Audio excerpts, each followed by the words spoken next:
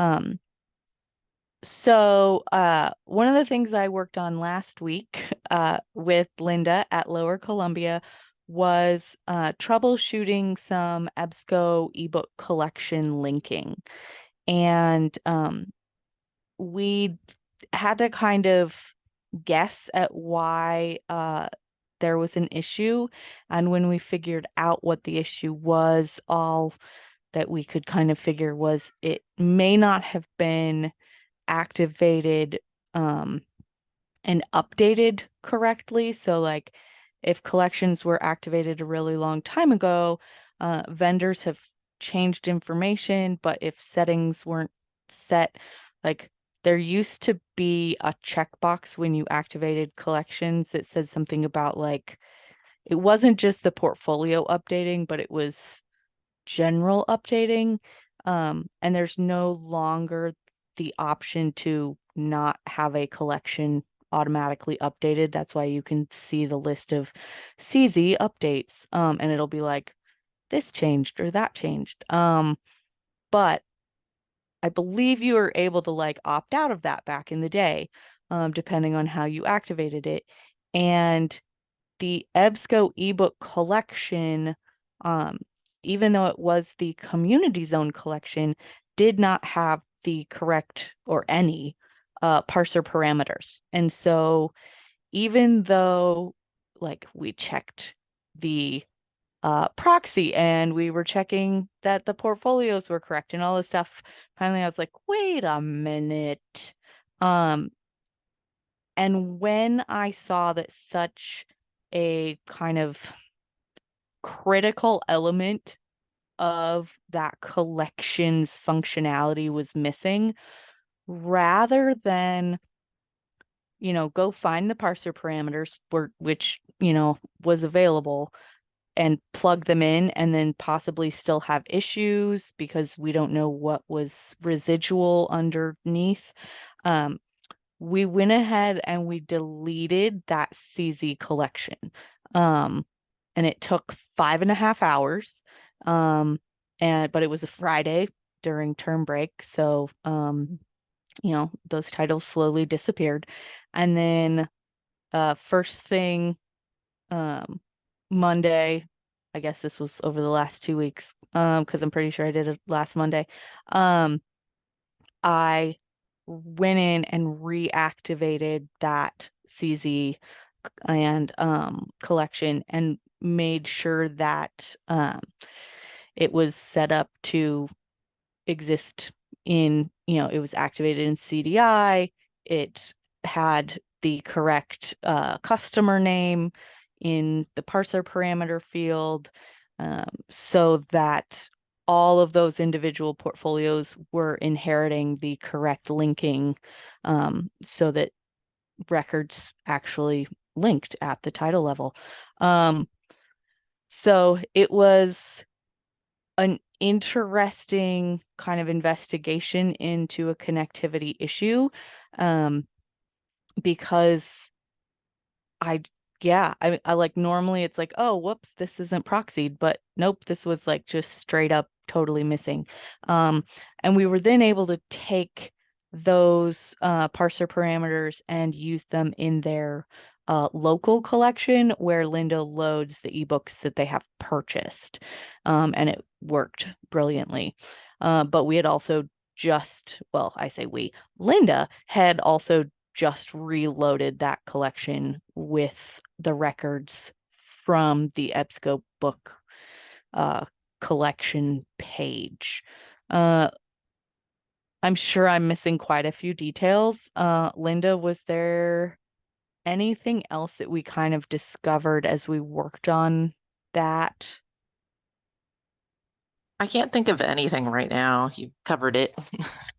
Um, I think the biggest thing was just like we cleaned out that community zone one, activated it fresh, and even for the local collection, we cleaned out all the portfolios, and then Linda got into the EBSCO ebook page and downloaded the records for the purchase titles.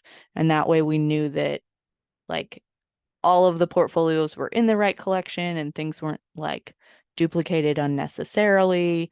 Um, but it was some like, okay, we're gonna delete this. But it was all fine.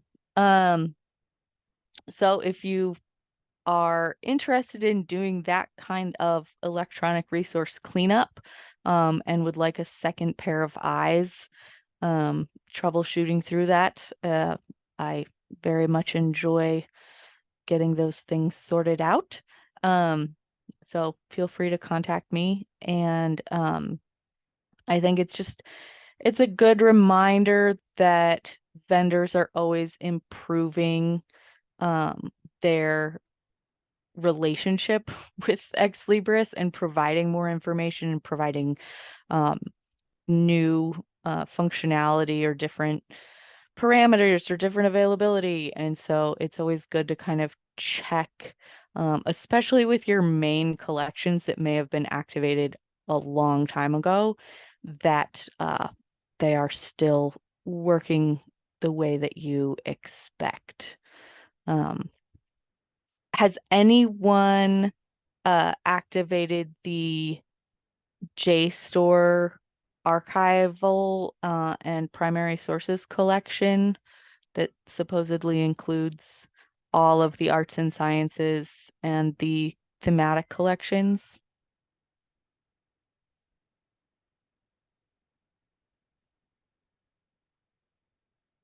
Okay, well, I'm eager to hear how um, that collection does at connecting students to JSTOR resources and not having, like the 26 collections activated separately.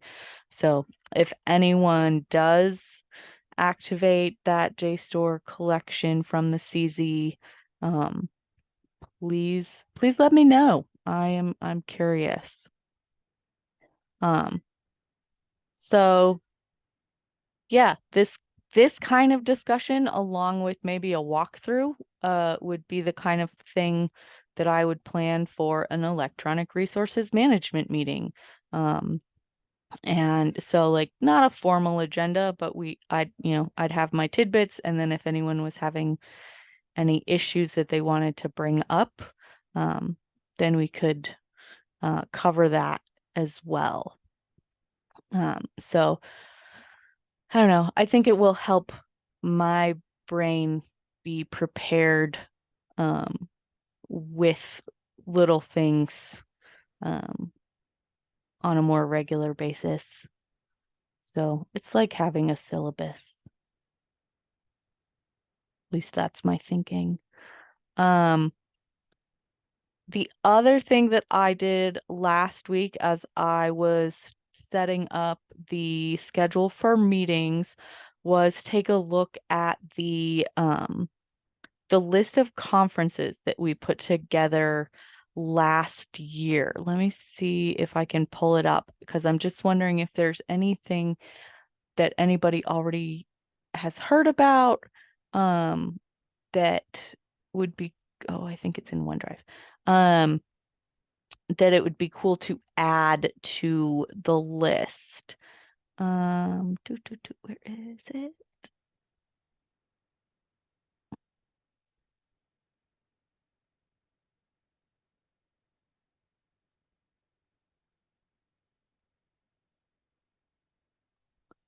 Nope. Here we go. And I will share. Um, so I updated a little bit.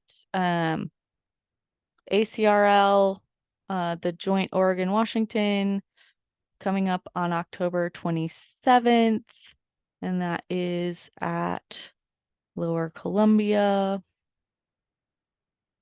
And it also has a virtual option. I didn't look at the dates for all of these. Let me grab a share link for these.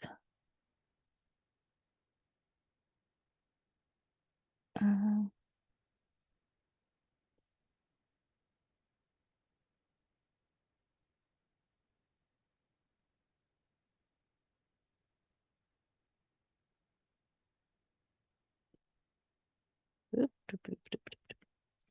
Okay. So we've got internet librarian, and that is There's a October. $100 off code if you register by next Thursday. Okay. Um,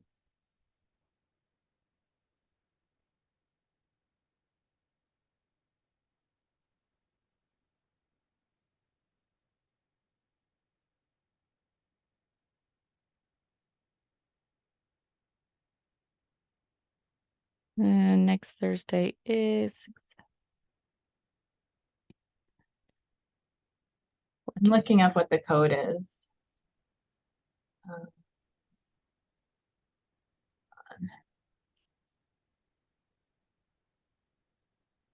I do so love automatic numbering when it's There's different codes you can use, but one of them is speak dash single.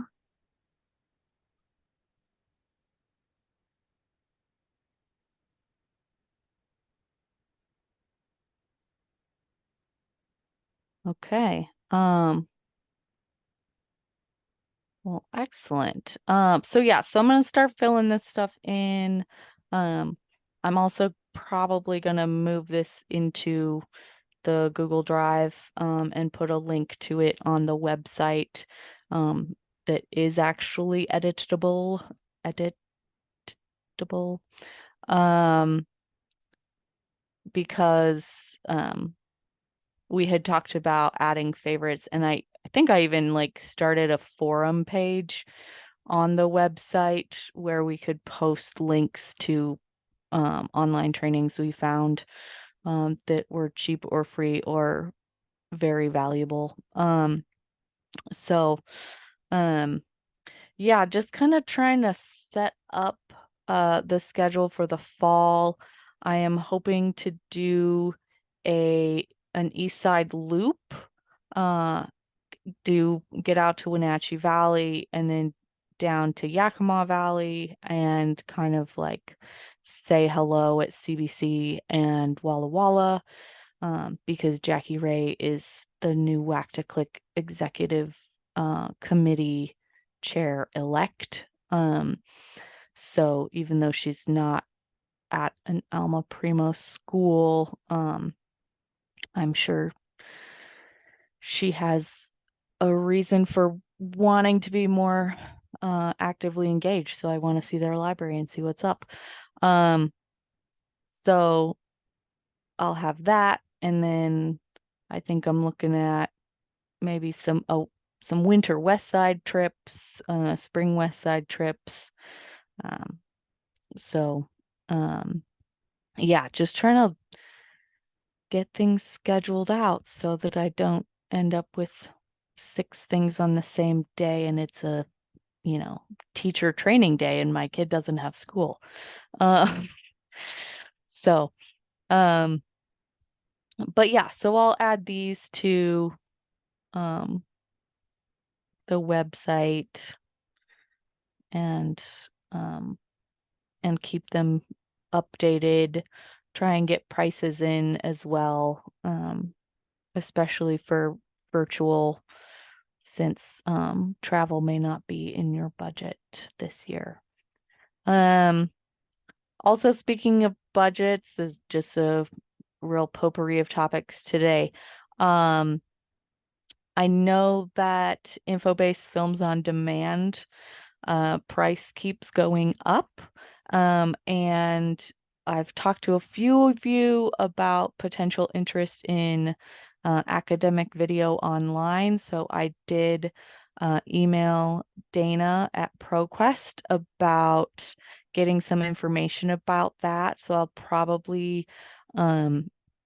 I'll chat with her about what kind of discounts we might get, and schedule some kind of demo for anybody who's not familiar with academic video online.